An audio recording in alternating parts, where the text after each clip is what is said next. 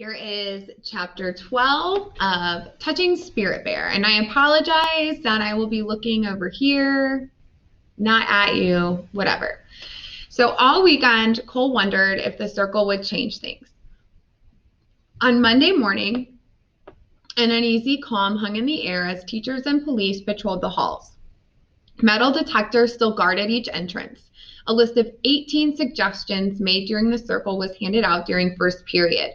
Cole looked down the list and smiled. Someone had suggested that kids determine and enforce the dress code. Another suggestion was to start a newspaper so kids could be heard.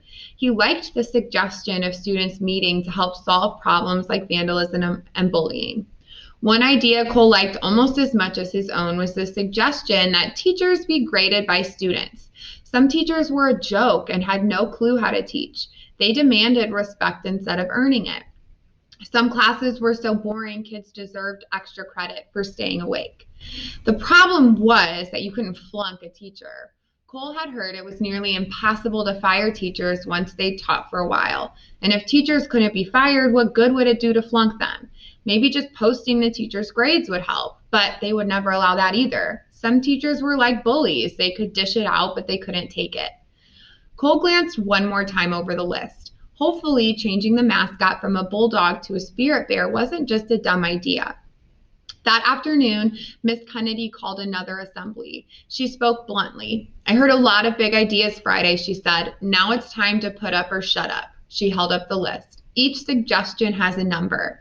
She pointed out to the gym floor where 18 teachers were each holding a large cardboard number. "Pick a change you want to see, and when I give the word, go in an orderly manner to that number. The teachers will help you organize and elect a student leader, and then it will be up to you personally to work with your team to come up with a concrete plan to try and make your favorite suggestion become a reality." Miss Kennedy examined the gym full of students. "This is all about change," she said. "Today we'll see how badly you want it. I'll fight to help you, but only if you fight too."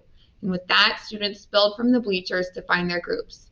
"I thought you said this was a dumb idea," Cole said when Peter joined the others who wanted to change the mascot. Peter grinned. "I had to come and see how dumb." Cole looked around. Nearly 200 students had gathered near his number. Theirs was the largest group. As smaller groups moved out of the gym, the mascot group remained behind in the bleachers with Mr. Brame, the band instructor. "You have picked probably the hardest task," said Mr. Brame. "It's not easy changing a mascot. Besides financial costs, you'll need approval from the school district, and that won't be easy given the number of alumni who fondly remember their days here as Bulldogs. But unless someone has cold feet, let's get going. Are there any nominations for a group leader?" A 10th grade girl with a long ponytail said, "Because Cole Matthews met the spirit bear and made the suggestion, I nominate him." The whole group responded with applause and agreement. Cole looked around desperately, but no additional nominations were made. "Okay then," said Mr. Brame, "if there are no further nominations, I propose that Cole Matthews be elected as leader of your committee to change the mascot from a bulldog to a spirit bear. All those in favor say aye." The whole group shouted aye. Cole wanted to shout no at the top of his lungs, but this had been his idea. Mr. Brame turned to Cole. "It looks like you're now the leader. I'm turning it over to you." Cole panicked as the bleacher full of students turned and stared at him. He stood up and worked his way down to the floor of the gym where he could face the whole group. I've never done anything like this before," he stammered, looking around. "I'll do my best, and if nobody minds, I'd like to appoint Peter Driscoll as my assistant. He's seen the spirit bear too." Peter blinked with surprise, then jumped to his feet and rushed down. He stood beside Cole with his shoulders squared. Cole looked up into the bleachers and began. "Okay, how can we make this happen? Coming up with the idea was the easy part." "The dumb part," whispered Peter. As Cole waited for suggestions, Miss Kennedy sat by. "Do you mind if I make a short comment?" she asked. No, go ahead," Cole said. Miss Kennedy spoke loudly without a microphone. "Your group needs to prove that most of the students want to change the mascot, either with a vote or by signatures collected on a petition. I'll need that before I can submit it to the district office for consideration. Good luck." Cole had never organized people before. He had always been the screw-up and the disruptor. Now it irritated him when kids chatted among themselves, making it hard for him to speak. Purposefully, he slowed his breathing to keep from getting angry. A few students think this is a dumb idea, Cole said, giving Peter a playful nudge. Well, the thing that will make this idea work isn't if it's dumb or not, but if we're all willing to make it happen. If anyone here isn't ready to work and fight to make this a reality, please join some other group. Cole's challenge sparked excitement. 3 11th graders raised their hands and volunteered to write a proposal letter explaining the reasons for wanting the mascot change. Another group of 5 decided they would do a rough cost estimate because that was something the principal and the school district would need. Cole worried. What if the cost of changing uniforms and signs, printing new stationery, having a new statue made, and painting a new mascot on the gym wall was too high? Everywhere Cole looked, he saw growling bulldogs. What surprised Cole as the meeting progressed was how many of the students were followers but willing to help if someone told them what to do. By the time the period ended, the group had a plan. Instead of putting the change up for a student vote, they decided to gather signatures. This would allow more time to convince reluctant students. Getting enough signatures wouldn't be easy, but everyone promised to help. As Cole left school that day with Peter, they stopped beside the bulldog statue. "You two are wrecking our school," shouted one of the jocks walking by. "You can't wreck something that's already wrecked," Peter shouted back angrily. "Hey, Peter, we're spirit bears," Cole reminded his friend. "Spirit bears are strong, gentle, and kind." Peter thought a moment. "You got mauled, so that proves they can get pissed off too." A few days later, Cole ran into Keith alone in the hallway. They both stopped and stood awkwardly staring at each other. Cole broke the ice. "How are you?" he asked. Keith shrugged. "Still sore." "Did you sign up for something?" "Yeah, the newspaper," Keith said. "Do you like to write?" Keith shifted his weight nervously from foot to foot. "I'm lucky to sign my name." "We can use help changing the mascot," Cole said. "Maybe you could get some of your friends to sign the petition." "I'll think about it," said Cole. "Most of my friends are losers." "Hey, Keith," Cole asked bluntly, "were you one of those who beat up Peter?" Keith looked up at the clock on the wall. "I'd better get to class," he said, turning away. Each day, Cole spent every spare minute with Peter and dozens of other students circulating petitions and coaxing signatures from anyone who could hold a pen. One day, Keith showed up unexpectedly and joined them, but he avoided Peter.